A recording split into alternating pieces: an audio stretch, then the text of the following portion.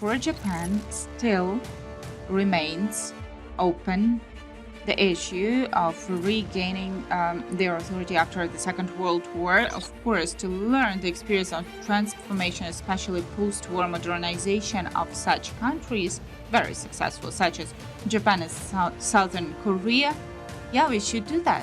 What is uniting Russia and Iran? Ambitions. They want to have empire in their history, even though the history of Persian history has thousands of years and is much longer than Russian. Hello and welcome to Ukraine in Flames, a special project by Ukraine Media Center and NGO Euro-Atlantic Course. And I'm your host, Myroslava Yaremko. The countries of Southeast Asia play a significant role in the fact that the Indo-Pacific region is slowly turning into the epicenter of world politics. The total population of ASEAN member states is more than 650 million people, and the GDP exceeds $3.5 trillion American dollars and continues to grow. It is extremely important for Ukraine to have meaningful relations with the entire region of Southeast Asia and with each state of this region. Ukrainian diplomacy has a clear task: to reach all regions of the world where Ukrainian position is not yet sufficiently represented. In today's episode, we're going to talk about Ukrainian diplomacy in the Asian region and how Ukraine can adopt the experience of Japan and South Korea in post-war modernization. If you want to learn more about this subject, please continue watching this video and subscribe to our channel so that you don't miss our videos in the future.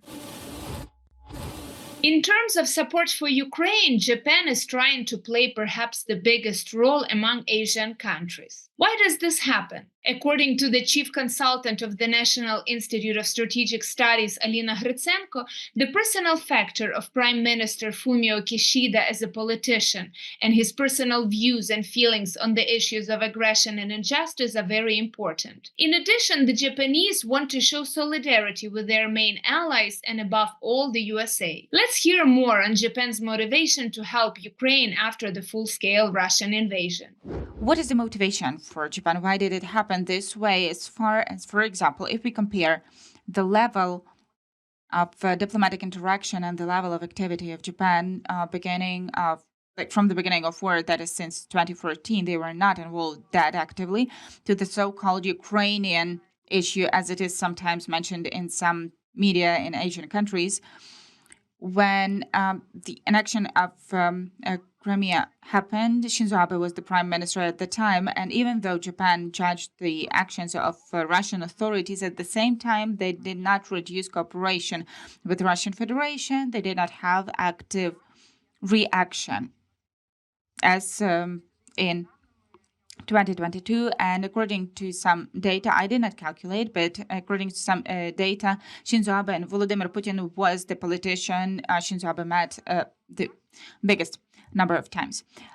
The motivation was that Shinzo Abe wanted to agree with Russia about the Kurilian Islands. By the way, yesterday, that was the day of northern territories that are called in Japan, they are now officially recognized as occupied by Russian Federation. By the way, the countries that are actively supporting Japan in this sense and the Kurilian Islands are considered to be occupied by Russian Federation. And yesterday it was like a symbolic holiday for them, the Day of Northern Territories, because still with Russia, since the end of the Second World War, they still don't have the agreement with Russia, the main motivation and the restraining factor at the same time for Tokyo.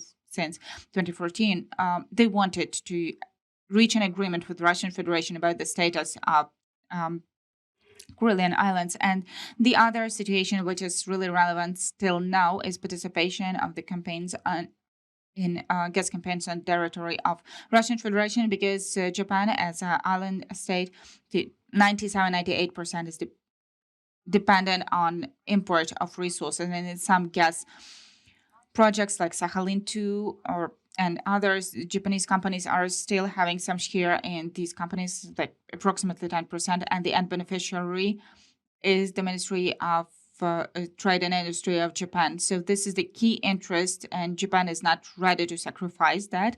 And I don't think that in the nearest time they will be ready to do that. That is with Russian Federation in any situation, they won't stop cooperation in any case.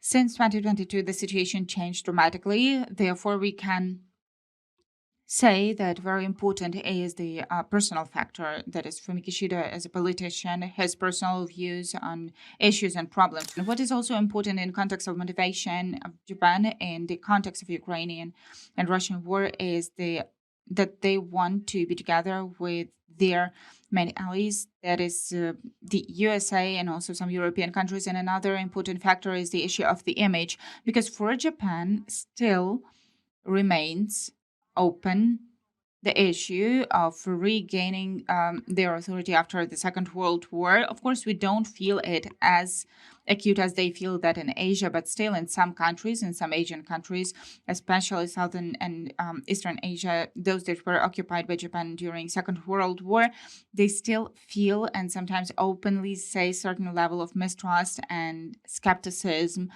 to Japan, taking into account that it was Japanese emperor's army that was committing military crimes on the territory of occupied countries. And this issue is still relevant for Japan. In addition to that, it is at the same time in the context of positioning on the global arena and positioning as peaceful country, pacifist country, which is judging actively any aggressive actions, especially if there is asymmetrical and unfair conflict. This is incredibly important for Japan to support peaceful initiatives. That is why Japan is trying actively to get involved to solving this conflict.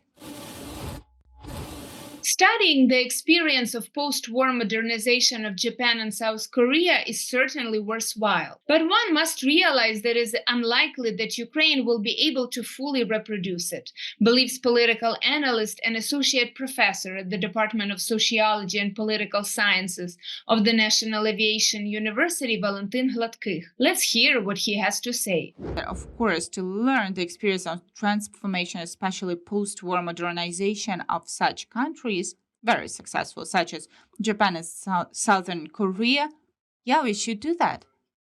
However, when learning this experience, we have to understand that we will hardly be able to repeat that in full.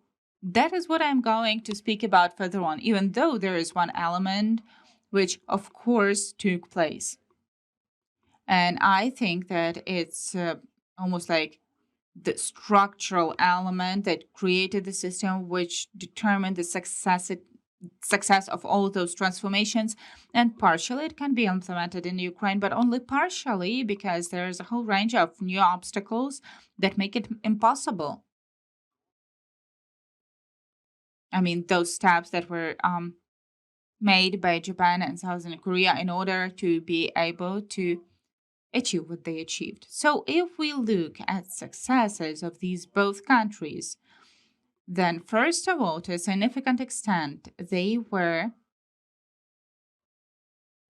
having quite high population. By the way, China, we can also add China here because to some extent, like, it cannot be like the really post-war transformation, but to a great extent we can say also about that because they also went out of the military conflict. By the way, I have to mention here that if we are talking about Japan and about China and about, I guess, Korea to a smaller extent, but still this modernization, it was a bit of a postponed nature and it didn't happen straight away after the end of war.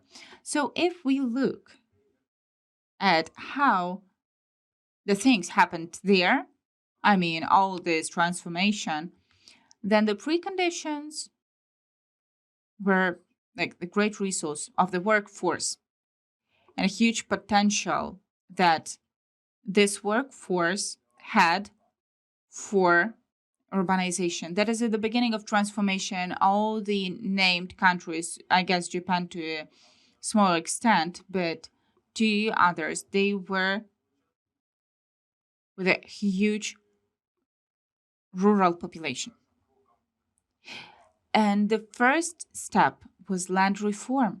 Land reform. And this land reform led to the fact that from one side, They've created some preconditions for internal demand because a huge number of those who were involved into agriculture, they needed some tools to work on land. Correspondingly, they had to produce it somewhere. Then significant amount of people, as a result, they had to leave their land and they had to become, in our modern understanding, like proletariat.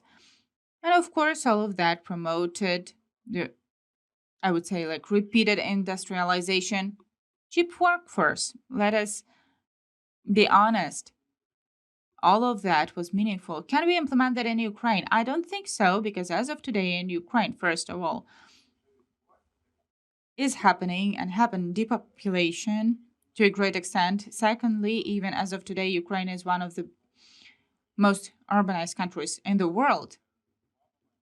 That is two. And the third moment is, unlike Japan and Korea, the scale of Ukrainian immigrants who, like, that took place not just during the war, but even before war. And I think that after war, this process won't stop.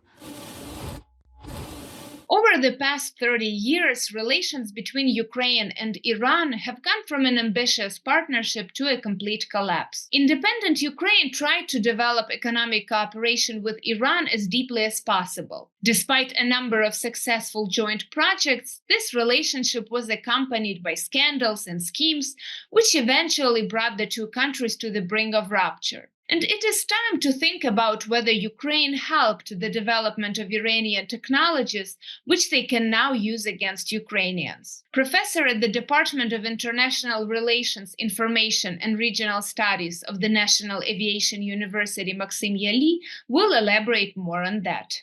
You know perfectly almost every day, and recently there was a huge shelling of Ukraine and the territory of Kyiv. Those were drones from Iran. So now Iran joined the so-called side of evil, that is Russia, and became even the first partner who is supplying them military weapons and high technologies to them, and is a wonderful, I would say, example for studying the country that starting since 1979 is under the hardest sanctions, because now only Russia can become like higher than Iran, because they used to be the absolute champion, and now then Korea joined. But nevertheless, under such conditions, harsh sanctions that Ukraine was joining, and even in spite of national interests, I will say that when it happened and how, nevertheless, here they've developed such technologies that unfortunately are demonstrating their efficiency, in particular in Russian-Ukrainian war. Now, you know that there are serious challenges that Iran might give even ballistic rockets. Unfortunately, Ukraine has to do to side jumps, technological jumps of Iran, because we helped them. I will say that as well. All these mistakes and not using the opportunities, balancing when the relationship of Iran with Russia were becoming worse and worse. And I would like to say, when I was communicating with Iranian people, Russia is considered there just like a temporary partner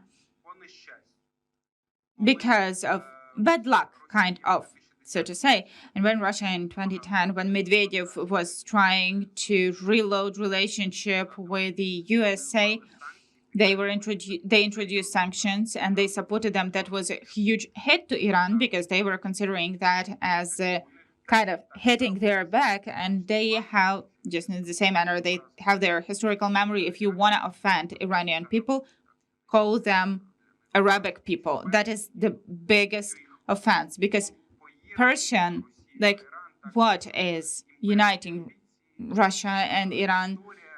Ambitions.